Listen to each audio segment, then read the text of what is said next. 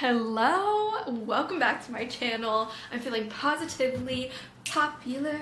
You know about popular because I saw Wicked last night. You guys know the drill. I've got my fun bevy of the day. It's always just water. But I'm using this fun cup. Matt says it looks like a spaceship. Now, I'm gonna start out with no spoilers. So we're just gonna talk generally for a minute. Let me give you the backstory on, I've been looking forward to this for literally since the moment it was announced. I love musical theater. I love Broadway. I love singing. I love over-the-top theatrics, and this film delivers in every single aspect. Now, I feel like a lot of people were thrown off by the fact that it's 2 parts, and I think that you will be thoroughly satisfied with where it ends with part 1. It pretty much, if you've seen the Broadway musical, it pretty much follows that to a T. Where I was really pleasantly surprised is how they sprinkle in additions to the storyline without taking away or really adding to the plot. And you'll see what I mean when you go see it in theaters if you plan on seeing it. But I feel like, I talked about this on Instagram, like the way they supplement it with additional visuals that can't be done on a stage for a Broadway production is really, really well thought out and well done. I think visually, for me, I'm not someone who is, I don't know, overly wowed or distracted by visuals. That being said, I'm not really into like action movies or things that are too fast paced, and I was worried that they could go like the wrong direction in terms of like overuse of like AI, CGI, graphics and all that jazz, and I feel like it's actually just right. It still feels realistic to a degree, and I think that that can be attested to the fact that they built a lot of these sets, or most of them or all of them. I heard that they planted like 9 million tulips for the scene where there's tulips, which is really, really cool. Now, I will say there is a fun surprise that happens in the film, and I'll talk about that once we get to the part with spoilers. Really cool surprise that everyone was excited about, and I just feel like the energy in the theater was something that was to marvel, because I've experienced, and I know many of you guys that follow me are Swifties as well, but like the Eras Tour film, seeing that in theaters was such a magical experience, and I feel like I was longing something similar to that, of just like this feeling of camaraderie, and it really did feel like the whole theater was electric. There were people who had their hands up in the air, there were people clapping, you know, nobody was singing along, everyone was respectful of everyone else's theater experience, but it was just the energy. It was so exciting, and I don't know if that's because I went opening night or the night before it opened on Thursday, or if it was just like that general pent-up excitement. But that being said, do not continue watching if you do not want any spoilers. So stop the video right now, click off, click the subscribe button, like this video, and do not keep watching if you do not want spoilers, because I'm about to talk about some of the things that happen in the film. And for those of you who have seen it, I want to hear from you in the comments.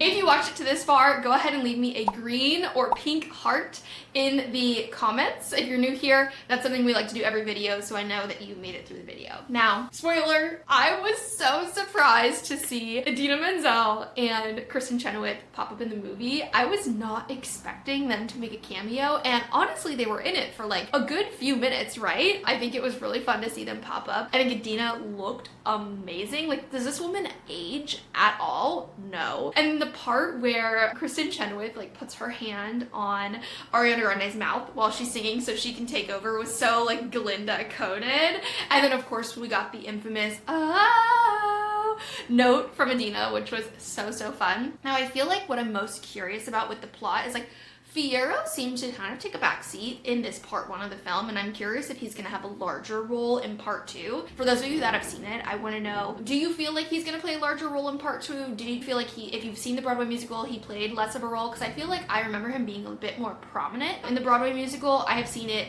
probably close to 10 times, and most recently I saw it in June, so earlier this year. But I remember him being a little bit more active in the Broadway musical. That being said, I have not read the book. I guess I should preface that at the beginning. I did not even know Wicked was a book. I'm assuming it was a book before it was a musical, as are most things. But people who have read the book, I was reading online, a lot of people said that they feel like the movie is actually better than the book. Now, here's what I'm gonna say. I feel like, and again, I want to hear from you guys who have seen it. I feel like if you've never seen Wicked on Broadway, you might not appreciate or understand like the lore of the film and how incredibly amazing it is, because what I feel like was most surprising about the film is casting is so important, right? And I had no doubt Cynthia would be incredible because she has a Broadway background. But I feel like, sorry, we have a visitor who wants to join us. I feel like I was interested to see Ariana Grande's performance, and I feel like what she did that was really interesting was she kind of built up her confidence, like as a character from the beginning to the middle of the film, because you're kind of learning about Glinda, right? Like she comes in hot off the bubble, whatever, and then like she just kind of blossoms throughout the film.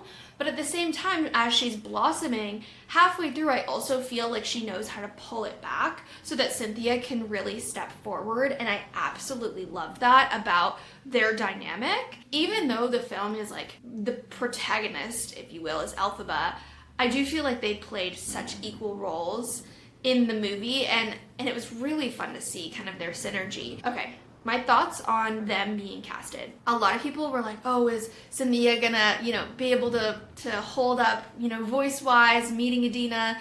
I don't like comparing people like that because it's so difficult. It's like apples to oranges. But I honestly feel like the chills that I got, like the feeling of Defying Gravity specifically, the way they chop it up is really unique. Because you kind of want to hear the whole song, right? Like you're expecting, okay, we're going to have the next 2.5 minutes, it's going to be Defying Gravity. No. I feel like it's actually like 10, 15 minutes, maybe 12 minutes that they stretch it out because it kind of pauses in between and adds this element of buildup, which if you were to say that to me before seeing it, I would be like, I don't know about that. But the way that they add these like flashbacks to her childhood when she's riding the broom and you see her younger self as she's falling down, it was such a beautiful visual, and that to me is what makes that ending Defying Gravity scene so powerful. I was really surprised how it like hard chops off after Defying Gravity, like the way the screen just goes black and it's like to be continued. I was like, what? Right now? I was expecting it to go on for like another 30 minutes after that. That being said, I've become more of a movie person, but typically like sitting in a movie theater for 2 hours and 45 minutes, I have to really be excited about a film to do that. And I was shocked that the film was over when it was, because I couldn't believe 2 hours and 45 minutes had flown by like that. So I'm curious to see opening weekend numbers, how they are. I mean, I can tell from living here in Los Angeles and looking at all the movie theaters, like I want to go again, and there's literally not a single seat available at a single showing starting at 8:15 a.m. through like 11:30 at night at every local theater around here. So that's probably a good sign that this is doing really well. Costuming was something I wanted to talk about. I feel like, let's talk with Ariana first. I saw a lot of critique online that people were like, these are the wrong shades of pink for her, they shouldn't have done her hair blonde, blah, blah, blah. You can never win, right? But I think she looked fantastic in like the hot pink shades of dresses that she kind of wears in the film. The lighter ones, I could see what people are talking about if like she kind of looks a little washed out. And aside from that, I'm not a costume designer, so whatever. I feel like it's like one of those things where you're damned if you do, damned if you don't, because if you put her in outfits that are, all hot pink and dark hues of pink, people are going to say, oh, that's not what Glinda normally wears. But if you do like pink, people are going to say she's washed out. So what are you going to do? Now, my real thoughts with costuming come in with Elphaba. I feel like at the end, her like witch outfit, the one with the black hat and the black dress, I would have loved to just see a teeny bit more. I was kind of thinking how like her costuming was a little drab at the end, and my thought with that is maybe they went pretty simplistic with the costuming so that there was zero distraction from her vocals, from the visuals and all that jazz. So do you guys feel like Elphaba's costuming, how do you feel about her costuming throughout the film? Other than the ending scene, I thought all of it was fantastic. Her nails was something I talked about over on my Instagram because I had the chance to meet Cynthia. It was so incredible to meet her. I'm gonna put a picture here on the screen for you. She was so nice, so kind, so cute and like squishable. I just loved meeting her. And it was an OPI event for her collaboration with Wicked and OPI. Now, she talked at this event about how her nails transform with her and kind of go through that character development arc throughout the film. So if you haven't seen it yet and you're watching up to this point, pay attention to her nails. They grow in length but they also change pretty much every single scene, and I feel like they do close-ups of her nails to kind of just show the nails off. One question I had is throughout the film she wears 2 pinky rings, and I was curious if that was like a styling choice or if that's like her own personal pinky rings that she like refuses to take off. I would love to see that question answered in an interview because I just thought it was unique, like if it really was styled that way. Why? If that is like mentioned in the book maybe, I have no idea, but she wore pinky rings on both hands, which is unique. I don't see a lot of people wear pinky rings, let alone on both hands. But that's just some of my small observations. I was surprised by how much I liked like Wizard and I, the performance of that.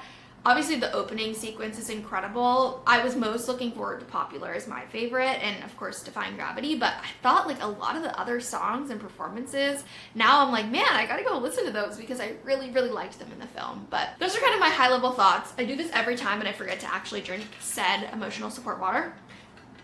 I want to go see it again to pick up on things that I might have missed, but drop a comment below. I want to know, are you seeing it? Have you seen it? How many times are you going to go see it? Are you dressing up? I decided to dress up and went like over the top. I wore like this really cool green gown. It's like a drop waist with puff sleeves. I'll have it linked in the description for you with these gorgeous pink heels. I was so excited to wear them. I went like half Glinda, half Elphaba because I can't pick.